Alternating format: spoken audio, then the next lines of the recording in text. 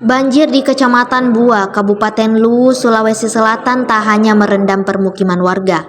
Fasilitas umum seperti akses jalan, sekolah, puskesmas, hingga kantor camat Bua juga ikut terdampak. Dari pantauan tribuntimur.com, banjir juga menerjang Madrasah Sanawiyah Bua yang berlokasi di Kelurahan Sakti.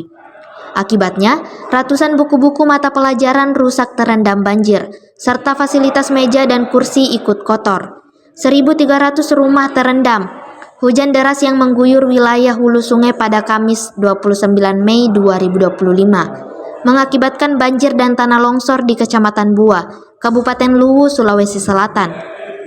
Banjir mulai naik ke area permukiman warga sekitar pukul 12 malam waktu Indonesia Tengah dan menyebabkan ribuan rumah warga terendam.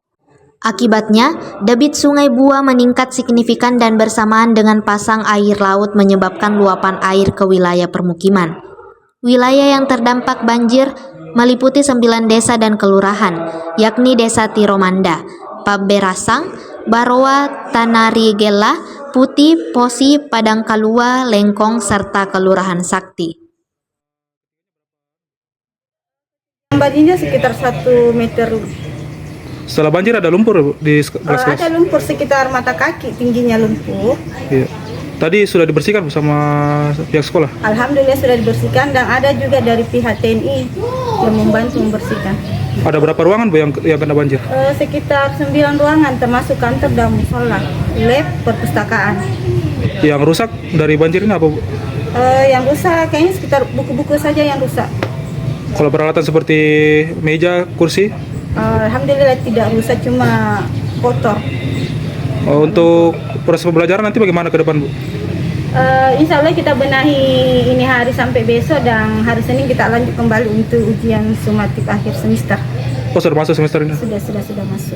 Kira-kira tidak mengganggu nantinya Bu? Insya Allah diusahakan bersih sampai besok, lanjut di hari Senin untuk semesternya. Nama apa Bu? Nama saya Maimunah Andika Somorang, Sebagai? guru MTS Bua. Umur tak Bu? Umurnya sudah 42 tahun. Oke.